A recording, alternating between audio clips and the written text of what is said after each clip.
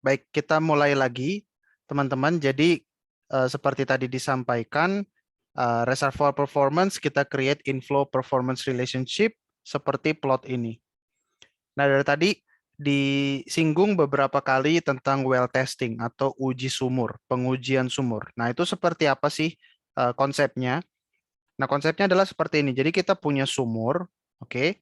Sumur tentu saja dia connect dengan reservoir.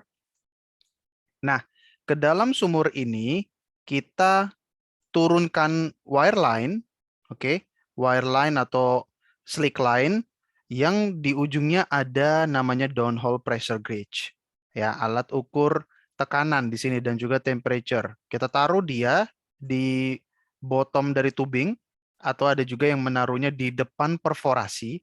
Ya, perforasi itu adalah lubang di sumur yang menghubungkan sumur dengan reservoir. Oke, kita turunkan. Oke, dan kita alirkan sumur ini, tentu saja kita dapat data PWF.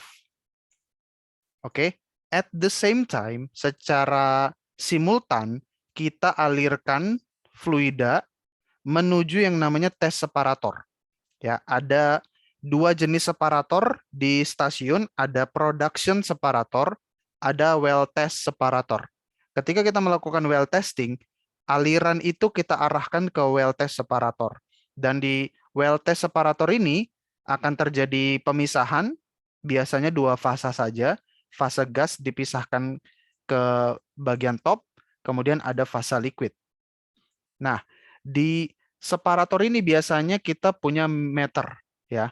Di baik di jalurnya gas kita punya meter, di jalurnya oil kita punya meter. Artinya kita ukur laju alir gas, kita ukur laju alir minyak, ya. Biasanya untuk gas misalnya kita pakai orifice meter, sementara untuk liquid kita punya turbine meter seperti itu atau ultrasonic meter seperti itu atau Coriolis meter gitu ya. Tapi biasanya turbine meter sudah cukup. Nah, jadi intinya di dasar sumur kita punya PWF, sementara di separator, di meter separator kita punya flow rate. Jadi ketika kita melakukan well testing, at the same time kita punya data Q dan kita punya data PWF. PWF kita ambil pada sumur yang sedang berproduksi. Tapi somewhere di reservoir kita biasanya ada sumur yang mati, ada sumur yang shut in, atau ada sumur yang sengaja kita aktifkan sebagai monitoring sumur, ya well monitoring well, ya sumur monitoring, di mana kita bisa dapatkan data kalau sumur itu mati, kita sama juga turunkan slick line, ada alat ukur, dan kita dapatkan data per reservoir. Oke, jadi kita punya data Q, PWF, dan per reservoir. Jadilah kita construct IPR seperti ini dengan kita melakukan well testing. Nah, kita sedikit simak lebih lebih dekat lagi tentang separator itu, well test separator. Jadi di sini ada fluida masuk, fluida inflow, kemudian masuk dia ke separator, biasanya juga di sini ada pressure relief valve. Kalau terjadi pressure yang berlebihan, kemudian tadi di outlet gasnya kita punya gas outflow. Biasanya ada alat ukur nanti orifice meter. Kemudian kalau ada well test 3 fase dipisahkan water dengan oil. Tapi untuk well test separator biasanya digabung jadi satu fase liquid saja.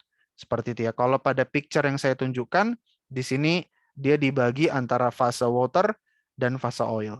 Di gambar yang ini juga ya. Fluida masuk dari sini, kemudian di dalam separator dia dipisahkan menjadi aliran water, aliran oil, dan aliran gas. Masing-masing bisa punya meternya sendiri, ya misalnya ditaruh di sini meternya, ditaruh di sini meternya, taruh di sini meternya misalnya seperti itu, atau di sini meternya, dan kita bisa dapatkan data laju alir dari well test separator. Nah, biasanya kalau kita ngelihat bigger picture-nya dari station, kita punya production manifold di sini, ya. Production manifold yang menggabungkan flow line dari semua sumur produksi masuk ke manifold dan dia masuk ke production separator di sini. Ya, dari production separator di sini kita pisahkan fase gas, kita masukkan ke gas treatment, atau kita masukkan juga ke gas flaring kalau gasnya tidak terlalu banyak, biasanya dibakar, tapi rencananya kita akan berhenti membakar gas untuk efisiensi energi dan juga menurunkan pencemaran. Jadi diharapkan tidak ada lagi flaring. Kemudian untuk water bisa masuk ke water treatment, kita pakai di water flood dan water injection. Nah, yang tadi saya sebut itu adalah well test separator. Well test separator mengambil fluida atau liquid dari test manifold, ya, test manifold. Jadi ada production manifold, ada test manifold. Test manifold ini mengambil fluida, mengambil liquid atau mengambil aliran dari sumur yang sedang dites. Biasanya karena kita ingin tahu performa masing-masing sumur, maka hanya satu sumur saja yang mengalir ke test manifold. Kemudian sumurnya digilir. Hari ini sumur X, besok sumur Y, dan besoknya lagi sumur Z ganti-gantian. Jadi masing-masing sumur pernah kita tes secara sendiri-sendiri. Nah, di sini ada well test separator, aliran gas diukur di meter, aliran water masuk juga ke meter, aliran oil masuk juga ke meter. Nanti oilnya digabungkan dengan pipeline yang merupakan keluaran dari production separator. Sehingga oil dari well test separator bertemu dengan oil dari production separator dan kemudian diproses lebih lanjut.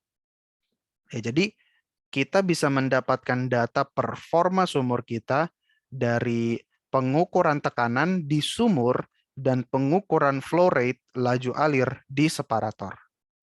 Nah, seperti ini kita juga bisa melakukan pengukuran itu secara batch. Misalnya di sini saya sebut periodic measurement atau batch measurement.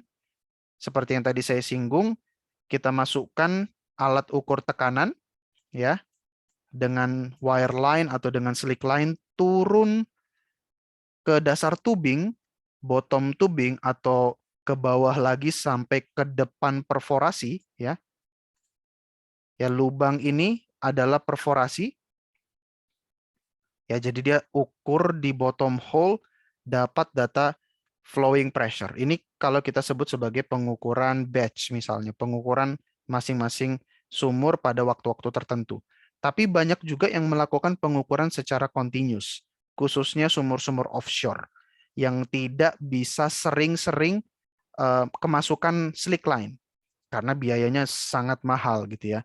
Jadi biasanya perusahaan-perusahaan itu sudah menaruh pressure gauge secara permanen di masing-masing sumur, ditaruh somewhere in the tubing. Ya, misalnya ditaruh di sini, di sini, di sini untuk masing-masing sumur, dan dia akan mengukur tekanan dan temperatur secara kontinu. Jadi at any time kita punya data real time. Ya, kalau yang ini kita dapat data kalau kita ukur saja dengan turunkan tool menggunakan Slickline. Kalau continuous monitoring, kita bisa dapat data anytime. Tapi intinya, kita ingin dapat data tekanan yang kita gunakan untuk mengkonstruk inflow performance relationship. Nah, jadi seperti ini gambarnya. Kita punya sumur, kita punya separator, kita punya production system. Kita tahu tekanan reservoir, misalnya kita mengukur pada sumur yang sedang statik, sedang mati, dapat data P reservoir. Kita tahu tekanan separator, tekanan sistem kita tahu itu kita set, ya, kita tentukan. Kemudian kita alirkan fluida, kita lakukan well testing, kita dapat data well test PWF dan dapat data flow rate, kita bisa konstruk inflow curve seperti ini. Ya, kita dapat kurva warna merah, kita konstruk IPR, inflow performance relationship, yang mencerminkan performa sumur kita. Ya, jadi kalau kita punya data titik ini, kita punya data di titik ini, kita tahu si sumur ini kalau kita tingkatkan laju alirnya, dia akan mengarah ke mana. Seperti itu ya. Tentu saja dia tidak bisa keluar dari kurva ini, dia hanya akan bergerak along this curve. Jadi kalau kita tingkatkan laju alirnya, kita buka keran sumurnya, dia pasti akan bergeraknya seperti ini. ya, karena inilah type curve dia, inilah kurvanya dia gitu ya, yang mencerminkan stamina sumur, performa sumur seperti itu. Nah, itu tadi kalau kita lakukan well testing pada sumur oil, pada sumur gas biasanya kita melakukan testing yang lebih sophisticated, itu kita sebut sebagai deliverability testing. Ya, kita sama juga productivity atau deliverability, tapi deliverability ini sering kita lakukan, kita sebut pada sumur-sumur gas. Nah, rangkaian testingnya juga lebih kompleks. Misalnya kita back pressure test, itu kita naikkan laju alirnya 4 kali, seperti ini, 1, 2, 3, 4, ya, flow rate. Tekanan dasar sumur kita ukur secara kontinu, dia akan turun terus setiap kali rate kita naikkan. Kemudian kita matikan sumur, tekanannya akan naik dan build up, baru kita construct IPR-nya. Kita juga bisa melakukan skema isochronal test atau modified isochronal test. Sama saja ujung-ujungnya adalah kita bisa mengkonstruk IPR seperti ini ya. IPR untuk sumur gas, di mana setiap laju alir atau setiap sequence itu adalah satu titik-titik ini. Jadi dengan dapat 4 titik, saya bisa melakukan seperti regresi atau matching. Jadi saya tahu kurva saya melengkung kemana, yang inilah yang akan menjadi kurva performa bagi sumur gas saya. Oke, jadi mirip oil dengan gas, namun sequence pada sumur gas biasanya lebih panjang, lebih kompleks. Nah, tadi itu panjang lebar kita membahas tentang reservoir performance. Untuk mencerminkan full performance, reservoir performance saja belum cukup, karena dia masih membahas tentang inflow. Ada sisi yang sangat penting untuk kita bahas juga, itu adalah wellbore performance, yang mencerminkan outflow. Ya. Nah, tadi tadi reservoir, sekarang sumur. Jadi untuk membahas performa sumur, kita berangkat dari pressure drop. Pressure drop yang bisa kita pahami dari konsep first law thermodynamic. Misalnya saya punya bagan sumur sederhana seperti ini, bottom hole adalah titik 1, kemudian wellhead di puncak sumur itu adalah titik 2. Dan saya pengen tahu, penurunan tekanan dari 1 ke 2, pressure drop itu seperti apa. Nah, kita bisa mendapatkan delta P, P1 kurang P2 dengan formula seperti ini. Oke, dan masing-masing simbol itu dinyatakan pada penjelasan di bawah. Nah, kita dengan first law thermodynamic ini saya bisa menghitung delta P saya. Dan di sini dapat teman-teman lihat yang berperan penting itu adalah delta Z. Delta Z itu adalah tinggi sumur ya, elevasi sumur dari puncak sampai ke bottom. Kemudian di sini ada delta U kuadrat, itu adalah akselerasinya. Kemudian ada F di sini yang merupakan friksi. Jadi friksi pipa, friksi tubing, friksi casing itu menentukan pressure drop tentu saja. Kemudian ada L. L ini adalah panjangnya di sini ya. Artinya panjang tubing ini juga akan menentukan pressure drop. Dan di sini juga ada D. D ini apa? D ini adalah tubing inner diameter. Ya, diameter tubing itu menentukan pressure drop. Oke, jadi masing-masing parameter ini menentukan pressure drop, menentukan wellbore performance. Nah, kalau kita breakdown, kita pisahkan, maka kita bisa membaginya menjadi 3 suku. Yang pertama suku elevasi, oke, yang diwakili terutama dengan delta Z. Kemudian ada suku kinetic energy, yang itu unsur utamanya adalah akselerasi, tapi biasanya kinetic energy ini tidak dominan. Dan juga ada aspek friksi. Ya, friksi kenapa? Karena ada friction factor di sini. Jadi 3 komponen ini, elevation, kinetic energy, dan friction, itu yang menyebabkan terjadinya pressure drop. Oke, nah itu dipegang dulu, ditahan dulu. Baru dari situ kita juga perlu kenal ada yang namanya flow regime. Jadi di reservoir ada flow regime, ada transient, pseudo steady state, dan ada steady state. Di tubing juga ada flow regime.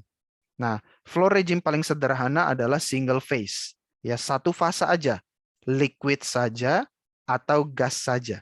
Ketika kita punya single phase, kita punya dua flow regime, yaitu laminar dan juga turbulent. Ya, ini kita udah kenali kalau nggak salah dari SMA. Kita batasi laminar itu adalah Reynolds number di bawah 2000, sementara 2100 ke atas itu kita udah masuk ke turbulent. Nilai Reynolds number itu sendiri adalah rho VD dibagi viscosity atau densitas dikali velocity dikali diameter dibagi viskositas. Nah, dari situ baru kita dapatkan friction factor, faktor friksinya berapa, yang merupakan fungsi dari Reynolds number. Ya, ini kalau dari field unit, Reynolds number bisa kita representasikan dengan formula ini.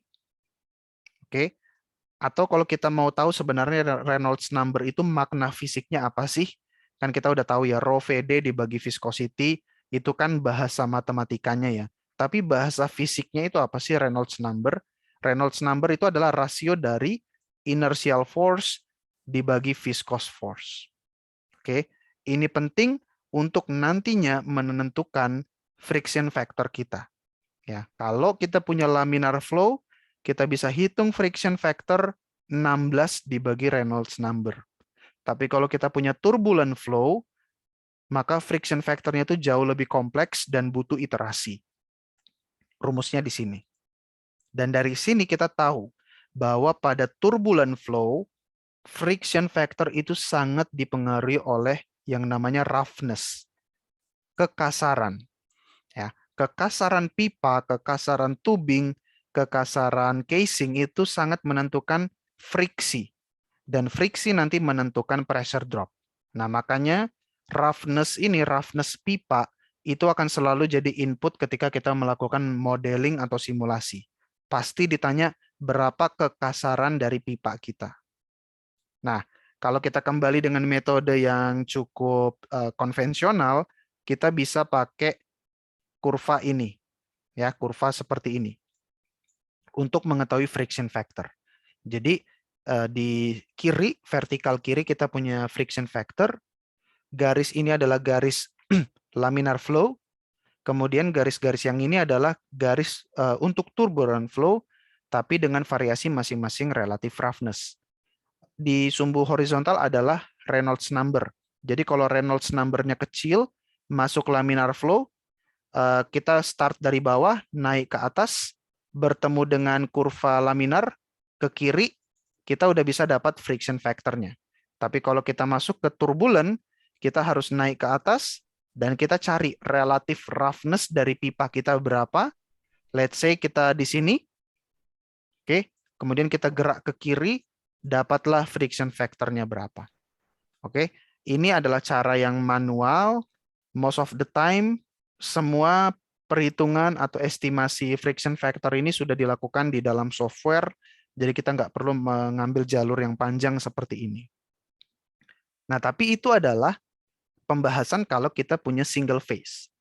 Di sumur oil and gas, hampir tidak pernah kita pure menemukan single phase, oil saja atau gas saja. Almost most of the time kita pasti bertemu dengan multi phase. Dan kalau kita punya multi phase, kita nggak akan bertemu laminar atau turbulent. Kita akan bertemu dengan flow regime yang lain, yaitu bubble flow, slug flow, churn flow, dan annular flow. Dan representasinya seperti ini. Kalau kita punya annular flow, itu akan seperti ini. Ya, gasnya dominan, liquid akan di tepi-tepi, ya di dinding tubing. Kemudian kalau liquidnya lebih banyak, kita akan punya annular flow with droplets. Kemudian terus kalau liquidnya semakin banyak, kita punya churn flow. Kemudian slug flow seperti ini. Dan terakhir disperse bubble flow. Nah, ini masing-masing bergantung pada volume fluida dan volume gas di dalam tubing. Atau hold up-nya berapa. Hold up gas dan hold up liquid. Nah, kita bisa create multi-phase multi-phase flow dengan peta seperti ini, kalau kita tahu superficial velocity dari gas dan superficial velocity dari liquid, kita akan tahu aliran kita berada dalam regime bubble, slug, atau annular mist, atau yang lain. Dan ini sangat menentukan friction factor, sangat menentukan pada akhirnya performa sumur kita. Ya, jadi pengenalan multi-phase ini juga sangat penting untuk kita mengetahui wellbore performance. Nah, kemudian kita kembali lagi ke persamaan first law thermodynamics. Dan kalau kita meng-create plotnya ya, kita punya flowing pressure dan kita punya flow rate di sumur, kita let's say dapatkan plot seperti ini. Oke. Dan plotnya kita sebut sebagai vertical lift performance. Tadi kalau reservoir kita sebut IPR, inflow performance relationship, itu mencerminkan performa reservoir.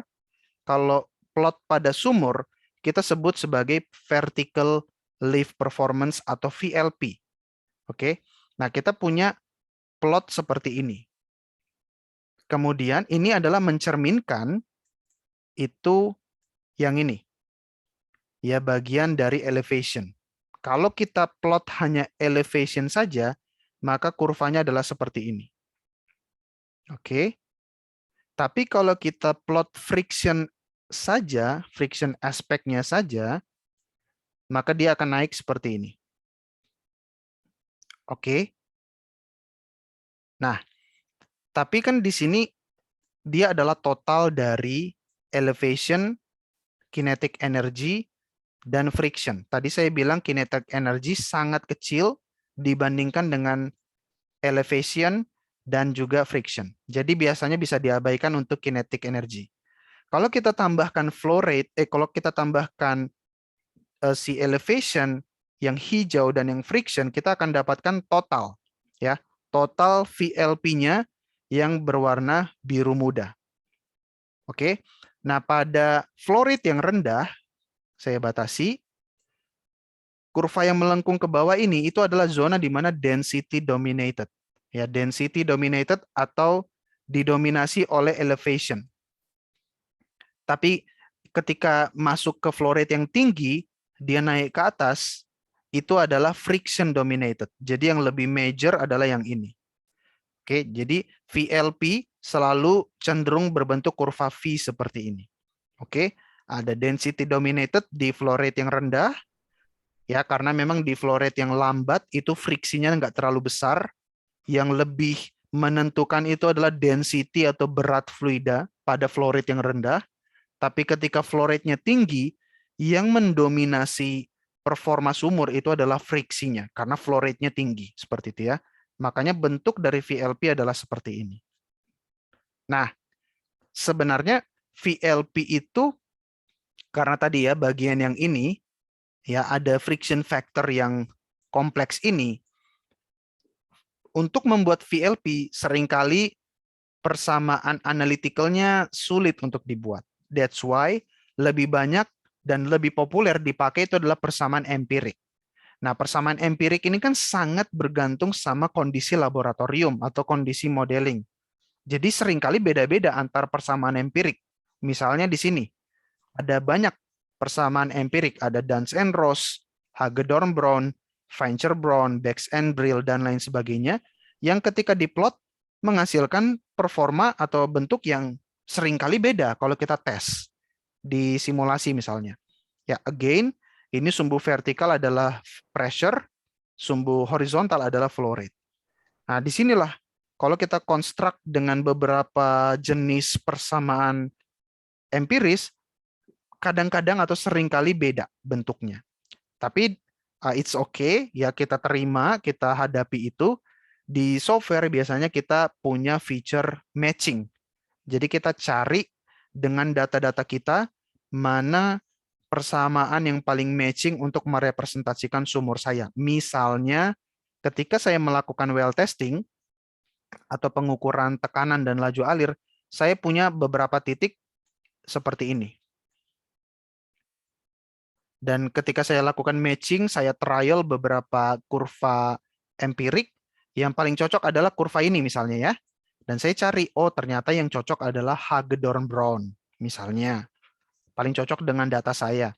Dan artinya, untuk simulasi, saya akan pakai Hagedorn-Brown untuk seterusnya. Nah, jadi seperti itu untuk vertical lift performance. Dan tentu saja kita juga perlu tahu, karena tadi persamaan pressure drop ini ada banyak parameter yang menentukan, ada delta Z, ada densitas, ada friction factor, ada panjang tubing, ada diameter tubing ya, maka bentuknya juga akan digovern dengan banyak parameter. Misalnya kalau tubingnya 7 inci, plotnya seperti ini. Kalau 5,5 inci, plotnya seperti ini. Kalau water cut 90%, artinya densitasnya cenderung mendekati densitas air. Berarti seperti ini bentuk VLP-nya. Kalau water cut 50%, berarti konsentrasinya 50-50 antara oil dengan minyak. Densitasnya juga berubah seperti ini. Kemudian ada GOR, gas oil ratio. Ini nantinya juga berperan menentukan densitas campuran fluida. Makanya GOR 8.000, 1.000, dan 2.000 berbeda. Kemudian ada juga wellhead pressure. Ini menentukan juga terhadap delta P-nya. Makanya bentuk plot VLP-nya juga berbeda. Jadi perubahan parameter di sepanjang tubing itu sangat menentukan kurva VLP. Sama seperti permeabilitas, ketebalan, viskositas, skin factor, itu sangat menentukan bentuk IPR. Ya, jadi ada IPR, ada VLP, kedua-duanya sangat ditentukan oleh banyak faktor. Oke, jadi ada reservoir performance, ada wellbore performance, ya. Ada reservoir performance, ada wellbore performance. Kalau kita gabungkan, itulah yang kita sebut sebagai nodal analysis. Inilah analisis yang menganalisis performa dari sumur atau reservoir. Nah, kita ulangi. Jadi untuk reservoir, performanya kita nyatakan dengan IPR atau inflow performance relationship. Ini kalau reservoir komponen. Kalau wellbore komponen, performanya kita sebut sebagai vertical lift performance atau VLP. Kalau kita lakukan nodal analysis, which is IPR plus VLP, maka IPR dan VLP akan intersect ya pada titik nodal ini. Ya, intersection antara IPR dan VLP inilah yang kita sebut sebagai operating point atau operating condition. Ya, jadi sumur kita saat ini beroperasi pada titik ini yang merupakan intersection antara IPR dan VLP. Oke, jadi pergerakan titik ini akan sangat ditentukan oleh kurva IPR, tapi bukan IPR saja, dia akan dikontrol juga oleh VLP. Nanti akan kita lihat. Oke, jadi seperti ini nodal analisis. Kita ulangi lagi bagian yang tadi. Kita punya reservoir, sumur, dan separator. Kita punya data pressure reservoir. Kita punya data pressure separator. Kita punya inflow. Inflow ini adalah masuknya fluida dari reservoir menuju sumur. Ya, dari sini menuju sini. Kemudian kita punya outflow, yang itu adalah dari dasar sumur ke atas. Itu adalah outflow. Dan kita punya titik perpotongan IPR dan outflow, itu yang kita sebut sebagai operating point, operating condition. Nah, oke, ini sama juga ya. Nodal analisis untuk oil itu adalah perpotongan antara IPR dan di sini namanya TPR, Tubing Performance Relationship, atau VLP, sama aja. Yaitu kalau secara matematika bisa kita juga tentukan operating point ini dengan persamaan aljabar. Jadi misalnya di sini adalah persamaan IPR, ini adalah persamaan VLP yang lebih simple. Bagaimana kita tahu operating point? Ya kita gabungkan saja dua persamaan ini dan kita dapatkan titik laju alirnya dengan rumus seperti ini. Kalau sumur gas, persamaannya ya kurang lebih sama ya. Di sini kelihatan agak sedikit lebih scary, tapi sebenarnya konsepnya sama aja. Ini adalah IPR untuk gas, VLP untuk gas, dan kita bisa satukan persamaan ini untuk dapat titik operating condition-nya berapa. Oke, jadi seperti itu. Nah, kemudian bagaimana pengaruh masing-masing komponen terhadap IPR dan VLP ini bisa dinyatakan pada kurva ini. Gitu ya. Jadi misalnya kita mengikuti dulu kurva yang berwarna hijau untuk IPR ya. Ini adalah kondisi sumur ketika dia mengalami formation damage. Misalnya sumurnya ngeplak dengan skin factor 2. Kita bisa mencapai titik operating condition ini karena skin 2 dan tubingnya adalah 3 inci. Oke, kita berada di titik ini, gitu ya. Nah, let's say saya lakukan stimulasi. Ya, stimulasi sumur saya lakukan sehingga skin factor turun dari 2 menjadi 0. Dan juga karena saya lakukan stimulasi, saya ingin produksi dengan tubing yang lebih besar. Saya ganti tubing sumur saya dari 3 inci menjadi 4 inci. Maka IPR dan VLP saya menjadi titik ini. IPR-nya lebih besar karena saya lakukan stimulasi, VLP-nya juga lebih besar karena saya ganti tubing menjadi tubing yang lebih besar. Dari 3 inci menjadi 4 inci. Artinya saya melakukan atau mendapatkan peningkatan laju alir dari sebelumnya di sini. Misalnya ini adalah 14, saya naikkan menjadi 22,5. Oke, jadi saya akan melakukan hitung-hitungan ekonomi. Biaya stimulasi berapa, biaya pergantian tubing berapa dolar gitu ya, berapa ribu dolar. Saya bandingkan dengan berapa income yang perusahaan dapat ketika saya melakukan peningkatan penjualan. Ya, jadi sebelumnya saya jual gas 14 mmscfd, 14 juta standar kubik feet per day, saya naikkan produksi menjadi 22,5. Jadi ada peningkatan 8,5 mmscfd. Nah, itu kalau kita jual itu nilainya besar. Sehingga kenaikan profit itu menjustify biaya stimulasi dan biaya pergantian tubing sehingga overall saya lebih untung operasinya. Ya, jadi dengan analisis nodal seperti ini saya bisa tahu seberapa peningkatan laju alir yang bisa saya dapatkan dan bagaimana saya bisa melakukannya. Misalnya saya lakukan stimulasi kah, saya lakukan pergantian tubing kah, atau seperti apa. Nah, ini ada kasus yang lain. Saya punya sumur oil di sini. Pertama, saya starting dari titik 1. Ya, kondisi normal. Kondisi normal, saya punya IPR yang berwarna coklat ini. Saya berada di titik 1 ya. Nah, kemudian saya ingin mengkonvert sumur ini dari kondisi natural flow, saya ganti dengan ESP. Ya, karena kalau natural flow terus, tekanannya tidak cukup, sumurnya cenderung akan mati, saya pasang pompa, electrical submersible pump. Ketika saya pasang pompa, apakah saya mengubah IPR? Apakah saya mengubah performa dari reservoir? Tidak. Jadi IPR tidak berubah, oke, tapi flow rate meningkat, jadi saya bergerak dari titik 1, peningkatan laju alir ke titik 2, tapi di IPR yang sama. Ya, saya hanya bisa bergerak pada kurva berwarna coklat. Karena saya tidak mengutak-utik reservoir. Yang saya utak-utik adalah sumur. Ya, jadi IPR tidak berubah. Oke. Nah, kemudian di titik 3 ternyata sumur mengalami kerusakan formasi. Ya, mungkin sumurnya mampet. Jadi saya di titik 3. Pada kondisi seperti ini, kondisi sumur mampet mengalami formation damage, skin factor tinggi, IPR saya menyusut tajam. Ya, IPR saya menyusut tajam dari IPR berwarna coklat ke IPR berwarna kuning.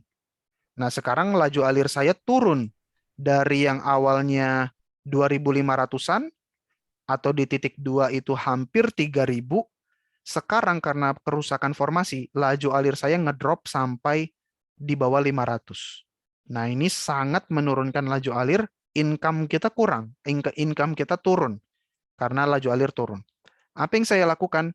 Saya melakukan titik 4, kita fracturing sumur. Nah, hydraulic fracturing ini akan kita bahas besok. Ketika kita melakukan stimulasi, kita ganggu reservoirnya. Skin factor berubah, IPR berubah. That's why IPR-nya berubah tajam dari berwarna kuning menjadi berwarna ungu. Dan kalau IPR-nya berubah seperti ini, udah jelas laju alir kita akan meningkat. Makanya laju alir meningkat tajam dari 3 ke titik 4. Ya, kita sudah pindah IPR, kita di IPR ungu, sekarang kita bisa dapat sampai 4.000 lebih barel liquid per day. Kemudian, karena saya sudah IPR, saya sudah fracturing, laju alir besar, saya mau upgrade ESP-nya. Pompanya saya mau pasang lebih besar, gitu ya. Supaya saya naikkan produksinya, gitu ya. Dan produksi bisa lebih stabil, lebih kontinu. Apakah saya merubah reservoir, mengganggu reservoir? Tidak. That's why ketika saya pasang ESP, saya pasang pompa, saya masih berada di IPR yang sama yang berwarna ungu. Tapi saya sudah pindah titik dari 4 ke 5. Artinya laju alir saya meningkat dari 4 ke 5. Dari 4.000 sekian ke 5.000 sekian. Kenapa? Karena saya pasang pompa.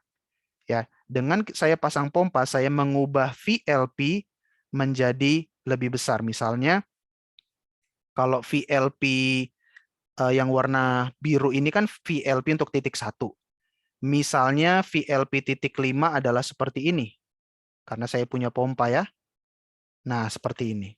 Ya. Jadi saya punya VLP yang warna merah, itu kondisi dengan ESP yang lebih besar.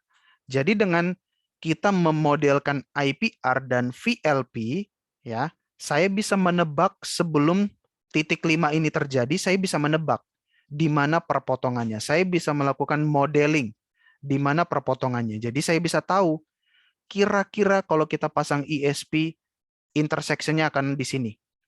Artinya saya bisa menaikkan laju alir dari titik 4 ke titik yang ini, dan itu akan memberikan kenaikan laju alir yang besar, income yang besar, sehingga oke, saya yakin saya akan pasang pompa. Bisa saja ketika pasang pompa, VLP actualnya tidak seperti yang warna merah, bisa aja. Namanya juga modeling, tidak tentu pasti. Bisa aja jatuh-jatuhnya adalah seperti yang digambar ini. Jatuh-jatuhnya adalah di titik 5. Sedikit lebih kecil dari model saya. Ya, tapi apapun itu, saya sudah melakukan modeling untuk dapatkan IPR dan dapatkan VLP-nya. Seperti itu. Oke. Kemudian, terakhir untuk bagian nodal analysis atau production performance itu adalah... Maaf, Mas Richard, sebelumnya saya potong, waktunya sudah habis, mau dilanjutkan Oke. lagi atau? Di sini mungkin 2 menit lagi ya untuk Oh bagian ya, formation boleh. damage ya. Oke, Ya, Mas. jadi bagian terakhir tentang production performance adalah formation damage. Tadi saya berulang-ulang kali mengatakan tentang kerusakan formasi yang menurunkan laju alir. Itu apa sih? Ada banyak sekali faktor yang terjadi selama produksi, selama drilling, yang bisa membuat formasi itu rusak atau lubang sumur itu mampet. Ya, jadi dapat teman-teman lihat di sini, nanti juga slide-nya bisa dilihat, ada banyak sekali sumber-sumber kerusakan formasi. Misalnya ada wax. Ya, wax ini hidrokarbon gitu ya, padatan yang bisa terbentuk di sepanjang tubing dan dia memampetkan tubing. Bisa juga padatan akibat misalnya pasir dari reservoir atau akibat ada padatan dari selama proses drilling atau kompresi, atau juga ada hidrat, gas yang membeku, atau juga ada scaling seperti ini yang sama juga mampetkan tubing, atau korosi, material-material korosi yang lepas dari tubing dan tertimbun di lubang sumur, semuanya memampetkan aliran, sehingga aliran mampet, produksi juga tidak lancar seperti itu. Ya, jadi dia bisa stay atau dia bisa terbentuk di tubing, dia bisa terbentuk di perforasi, dia juga bisa terbentuk di formasi. Yang mana semuanya ini ya, tipe-tipenya ada scaling, ada deposit, ada silikat, ada emulsi, ada blocking oleh water, ada perubahan wetabilitas, ada damage akibat lumpur, semuanya itu bisa ngeplak tubing, ngeplak perforasi, sehingga aliran menurun tajam seperti itu. Dan secara matematika, kita bisa representasikan keparahan formation damage dengan apa yang kita sebut sebagai skin factor. Jadi kalau sumurnya normal, ya, maka pressure drop itu akan seperti garis warna biru. Ya, pressure drop dari reservoir pressure ke bottom hole flowing pressure turun seperti ini. Tapi kalau dia damage, maka akan ada excessive pressure drop sehingga pressure dropnya turun lebih tajam yang putus-putus berwarna hijau. Tapi kalau kita stimulasi sumurnya, maka penurunan pressure drop itu lebih kecil dan profilnya akan seperti yang warna-warna merah ini. Ya. Nah, kita bisa menghitung skin factor dengan rumus seperti ini. Jadi permeabilitas original dibagi permeabilitas damage dikurang 1 dikali logaritmik natural dari radius damage, seberapa dalam damage terjadi, dibagi radius sumur. Dan kalau dapat nanti skin factor ini, kita masukkan dia ke rumus produktivitas S di sini. Dan teman-teman lihat, S menjadi pembagi. Artinya kalau S makin besar, S positif dan besar, maka J productivity akan turun. Artinya dengan skin factor meningkat, productivity sumur akan turun. Tapi kalau kita stimulasi, S ini akan negatif nilainya, sehingga dengan S ini negatif, J akan membesar. Oke, jadi seperti itu teman-teman pembahasan production performance dan nodal analysis. Kita tutup dengan formation damage. Kita bisa Q&A. Terima kasih.